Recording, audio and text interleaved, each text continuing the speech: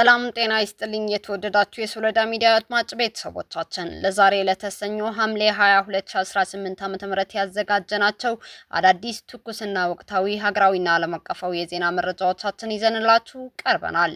እነዚህ አዳዲስ ትኩስና ወቅታዊ ሀገራዊና ዓለም አቀፋዊ የዜና መረጃዎቻችን እስከመጨረሻው እየተከታተላችሁ ከኛ ጋር እንድትቆዩ ከወዲሁ በታላቅ አክብሮት ጋብዛለሁ።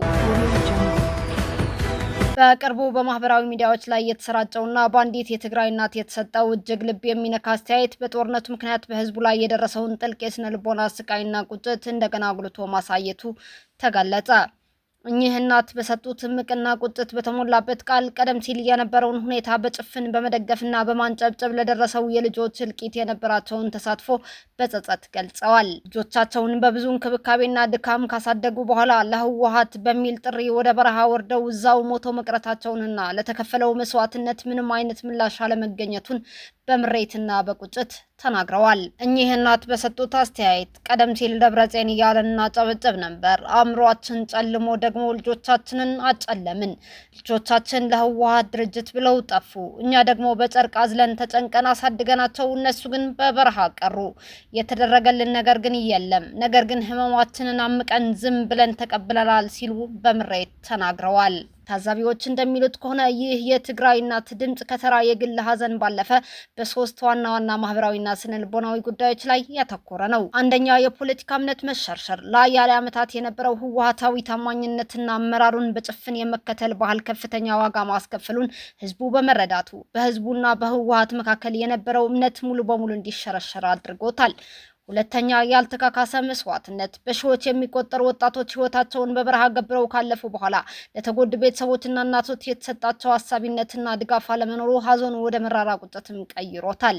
እንዲሁም ሶስተኛ፣ የዝምታ ስነ ልቦና ሲሆን እናቲቱ ዝም ብለን ተቀብለናል ማለታቸው ከጦርነቱ በኋላ ባለው ሁኔታ ህዝቡ ያለበትን ድህረ አደጋ የስነ ልቦና ጫናና የደረሰበትን ህመም አምቆ ለመኖር መገደዱን ያመላክታል። የኢትዮጵያና አሜሪካ ግንኙነት ከዲፕሎማሲና በወታደራዊ ትብብር ወደ ስትራቴጂካዊ አጋርነት እየተሸጋገረ ነው ሲሉ አምባሳደር ኤርቪን ማሲንጋ አስታወቁ። በዲፕሎማሲና በወታደራዊ ትብብር መስክ ያለው የኢትዮጵያና አሜሪካ ግንኙነት ይበልጥ ወደ ስትራቴጂካዊ ደረጃ እየተሸጋገረ መሆኑን በኢትዮጵያ የአሜሪካ አምባሳደር ኤርቪን ማሲንጋ አስታውቀዋል። ኢትዮጵያና አሜሪካ በጋራ ያዘጋጁት የ2026 የአፍሪካ ኮሚኒኬሽንና ሎጂስቲክስ ሲምፖዚየም በአዲስ አበባ ከተማ ተጀምረዋል። ኢትዮጵያ ይህንን ታላቅ አህጉራዊ መድረክ እንድታስተናግድ መመረጧ ለቀጠናዊ ሰላምና መረጋጋት ያላትን አስተዋጽኦ፣ በልማት ያስመዘገበችውን ውጤትና አዲስ አበባ ለዓለም አቀፍ ጉባኤዎችን የማስተናገድ ከፍተኛ አቅም ያላት መሆኑን የሚያሳይ ነው ተብሎለታል። ከ40 በላይ የአፍሪካ ሀገራትና 25 የአሜሪካ የኢንዱስትሪ አጋሮች የተሳተፉበት ይህ መድረክ የአፍሪካን የደህንነት አቅም በተግባራዊ ትብብር ለማጠናከር ያለመ ነው። አምባሳደር ኤርቪን ማሲንጋ በዚህ ጊዜ እንዳብራሩት አጋርነት መፈክር ሳይሆን በመተማመንና በግልጽነት የሚገነባ አቅም ሲሆን የሎጂስቲክና የመገናኛ ስርዓት ደግሞ ለወታደራዊ ተልዕኮ ውጤታማነት፣ ለተፈጥሮ አደጋ ምላሽ፣ ለድንበር ጥበቃ እንዲሁም ለሰላም ማስከበር ቁልፍ መሰረት ነው ብለዋል። ኢትዮጵያ በታሪኳ በአመራሯና በስትራቴጂካዊ ጠቀሜታዋ የቀጠናውና የአፍሪካን አቅጣጫ ከቀረጹ ሀገራት መካከል መሆኗን አምባሳደር ኤርቪን ማሲንጋ ጠቁመዋል።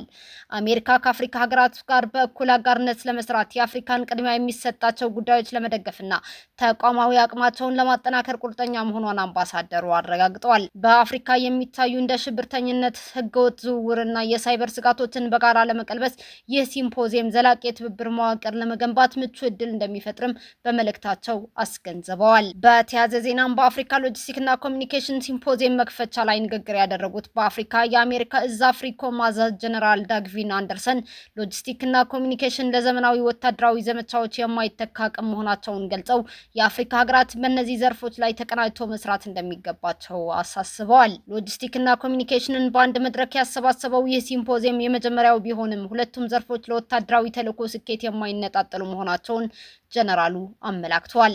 ሎጂስቲክና የዘላቂ ድጋፍ ስርዓቶች ብዙ ጊዜ ተገቢውን ትኩረትና ኢንቨስትመንት እንደማያገኙ ጠቁመው ዘመናዊ ቴክኖሎጂዎችን መግዛት ብቻ በቂ እንዳልሆነ፣ እነዚህን ለማቆየት ለመጠገንና ወደ ተፈለገው የተግባር ስፍራ ለማድረስ የሚያስችል ጠንካራ የሎጂስቲክ ስርዓት መኖሩ ወሳኝ መሆኑን ጀነራሉ አስረድተዋል። ጀነራል አንደርሰን አፍሪካ በአሁኑ ወቅት የሽብርተኝነት፣ የህገወጥ ማዕድን ማውጣት፣ የህገወጥ አሳ ማጥመድ፣ የሰው ዝውውር ዝውውርና የአደንዛዥ እጽ ዝውውርን ጨምሮ በርካታ የጸጥታ ተግዳሮቶችን እየተጋፈጠች መሆኗን ገልጸው እነዚህ ችግሮች ለመቋቋም የሀገራት ትብብር፣ የመረጃ ልውውጥና የሎጂስቲክ ቅንጅት ወሳኝ መሆኑን አሳስበዋል። ተጨማሪም የዓለም ወቅታዊ የጦርነት ባህሪ በፍጥነት እየተቀያየረ መሆኑን በመጥቀስ ድሮኖች፣ ዲጂታል ኮሚኒኬሽን እና የሳተላይት ቴክኖሎጂዎችን እንዲሁም አዲስ የደህንነት ሁኔታ እየፈጠሩ መሆናቸው አስረድተው የአፍሪካ ሀገራትም ከነዚህ ለውጦች ጋር በመራመድ አዳዲስ ቴክኖሎጂዎችን በብቃት መጠቀም እንደሚገባቸው ጀነራል አንደርሰን አመላክተዋል። የደህንነትና የኢኮኖሚ ልማት የተሳሰሩ ጉዳዮች መሆናቸውን ያነሱት ጀነራል አንደርሰን ከንግድና ከኢንዱስትሪ ተቋማት ጋር የሚደረግ ትብብር የቴክኖሎጂ ሽግግርን በማፋጠን ለሀገራዊ መከላከያና ጸጥታ አቅም መጠናከር ጉልህ አስተዋጽኦ እንደሚያበረክትም ገልጸዋል። ሎጂስቲክ የቁሳቁስ አቅርቦት ብቻ ሳይሆን ከሕክምና ድጋፍ፣ ከጥገናና ከወታደራዊ ዝግጁነት ጋር በቀጥታ የተያያዘ መሆኑን ጠቅሰው ለረጅም ጊዜ የሚዘልቅ የመከላከያ አቅም ለመገንባት በሎጂስቲክ እና በዘላቂ ድጋፍ ስርዓቶች ላይ የሚደረግ ኢንቨስትመንት አስፈላጊ መሆኑን ጀነራል አንደርሰን አስገንዝበዋል። በመጨረሻም የኢትዮጵያ አየር መንገድን እንደ ስኬታማ ምሳሌ በማንሳት ተቋሙ ዛሬ የአፍሪካ ትልቁ አየር መንገድ ሊሆን የቻለው በሎጂስቲክ፣ በጥገና፣ በሰው ኃይል ልማትና በዘላቂ ድጋፍ ስርዓት ላይ በተደረገ የረጅም ጊዜ ኢንቨስትመንት መሆኑን ገልጸዋል። የአፍሪኮም አዛዥ ጀነራል አንደርሰን የወደፊቱን የጸጥታ ተግዳሮቶችን ለመቋቋም የአፍሪካ ሀገራት በሎጂስቲክ፣ በኮሚኒኬሽን፣ በፈጠራና በጋራ ትብብር ላይ ትኩረት በማድረግ ዘላቂ የመከላከያ አቅማቸውን ማጠናከር እንዳለባቸውም ጀነራሉ ጥሪ አቅርበዋል። የ2026 የአፍሪካ ሎጂስቲክ እና ኮሚኒኬሽን ሲምፖዚየም እስከ መጪው አርብ ዕለት በተለያዩ ዝግጅቶች ይቀጥላልም ተብሏል። በአስመራ ከተማ የመሰረታዊ አገልግሎቶች እጥረት የዜጎችን የዕለት ተዕለት ህይወት ፈታኝ ማድረጉ ተገለጸ። በኤርትራ መዲና አስመራ ከተማ የውሃ፣ የኤሌክትሪክና የመድኃኒት እጥረት በመባባሱ የነዋሪዎች ህይወት እጅግ አስጊ ሁኔታ ውስጥ መውደቁን አክቲቪስትና ተመራማሪው መሐመድ ኬር ኦመር ገልጸዋል። መሐመድ ኬር ኦመር በማህበራዊ ድረገጻቸው ባስተላለፉት መረጃ መሰረት ኤርትራ በተለይም በአስመራ ከተማ ነገሮች ሁሉ የመፍረስ አዝማሚያ እያሳዩ ነው ብለዋል። ለዚህም ማሳያ በአስመራ ከተማ በተከሰተው የውሃ እጥረት ምክንያት ነዋሪዎች በግል ቦቴዎች የሚታደል ጨዋማ ውሃ ለመግዛት ተገደዋልም ብለዋል አክቲቪስቱና ተመራማሪው። በከተማይቱ አንድ በርሚል ውሃ እስከ 15 ናቅፋ ማለትም $1 ገደማ የሚሸጥ ሲሆን ይህም ለብዙዎች ከአቅም በላይ ከመሆኑም በላይ ለመጠጥ፣ ለምግብ ዝግጅት፣ ለመታጠቢያና ለጽዳት ፍጆታ መዋል ያለበት ቢሆንም ለኤርትራውያን ግን ከፍተኛ እንግልት ላይ ጥሏቸዋል። የውሃ እጥረቱ በከተማዋ የጽዳትና የንጽህና ሁኔታ ላይ አሳሳቢ ተጽዕኖ ማሳደሩም ተጠቅሷል። በጎዳናዎች ላይ የሚታዩ ክፍት የፍሳሽ መስመሮች መፎረሽ እና በሆቴሎች ደረጃ እንኳን ሽንት ቤቶችን በአግባቡ ለመጠቀም አለመቻሉም አክቲቪስቱ ገልጸዋል። በተጨማሪም ተደጋጋሚና ረጅም ሰዓታት የሚወስደው የኤሌክትሪክ ኃይል መቋረጥ የመኖሪያ ቤቶችን፣ የንግድ ተቋማትና መሰረታዊ አገልግሎቶችን እንቅስቃሴ ሙሉ በሙሉ አስተጓጉለዋል ብለዋል ተመራማሪው። የመድኃኒት አቅርቦት እጥረቱም ሌላው ተደራራቢ ችግር መሆኑ የተጠቆመ ሲሆን እንደ ፓራስታሞል ያሉ ተራ የህመም ማስታገሻዎች እንኳ በከፍተኛ ሁኔታ እንደሚታጡና ነዋሪዎች ከሀገር ውጭ በሚመለሱ ዘመዶቻቸው በሚላኩ መድኃኒቶች ላይ ጥገኝነት እንዳሳደሩ ተመላክቷል። የነዋሪዎች የኑሮ ሁኔታ እየተባባሰ በሄደበት በዚህ ወቅት የፕሬዝዳንት ኢሳያስ አፈወርቂ አስተዳደር የሚያካሂደው ወታደራዊና የውጥረት ፖሊሲ አለመቀነሱ በመግለጽ ለብዙ ኤርትራውያን ዋነኛ ስጋት ከውጭ የሚመጣ ጠላት ሳይሆን የውስጥ አስተዳደር ፖሊሲ መሆኑን መሐመድ ኬር ኦመር አክለው ገልጸዋል። ኢራን ከአሜሪካ ጋር ድርድር እያደረገች አለመሆኑን አስታወቀች።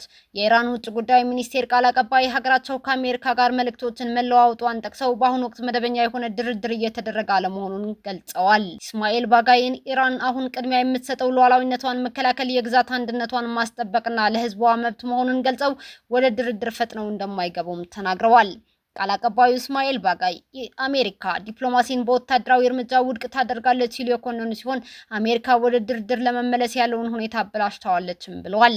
ኢስማኤል ባጋይ ከአውስትራሊያ ኦአርኤፍ ጋር ባደረጉት ቃለ ምልልስ መልእክቶችን እየተለዋወጥን ነው፣ ነገር ግን አሁን ቅድሚያ የምንሰጠው ለኢራን ሉዓላዊነት፣ ለግዛት አንድነትና ለሕዝቧ መብት መከበር ነው ብለዋል።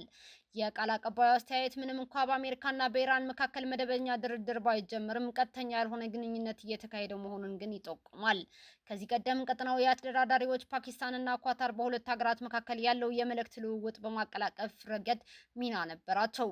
የውጭ ጉዳይ ሚኒስቴር ቃል አቀባዩ አስተያየት የተሰማው አሜሪካ ለ2 ሳምንታት ስታካሄድ የነበረውን ጥቃት ማቆሟን ከገለጸች በኋላ ነው። የጥቃቶቹ መቆም ዳግም ዲፕሎማሲያዊ ግንኙነት ሊጀመር ይችላል የሚል ተስፋም ጭሯል። በአሜሪካና በኢራን መካከል የተቀሰቀሰው ግጭት በመካከለኛው ምስራቅ ያለውን የነዳጅ አቅርቦትም አስተጓጉሎታል። እስካሁን አብራችሁን ከኛ ጋር ስለነበራችሁ እያመሰገንኩኝ በሌሎች መረጃዎች እስክንመለስ እንደተለመደው የሶለዳ ሚዲያ ቤተሰብ በመሆን ላይክ፣ ሼር፣ ሰብስክራይብ ማድረጋችሁን አትርሱ። አዳዲስ ትኩስና ወቅታዊ መረጃዎቻችን በቶሎ እንዲደርሷችሁ የደወል ምልክቷን ይጫኑ። ስኬት፣ ድልና ሰላም ለኢትዮጵያውያን። ሶለዳ ሚዲያ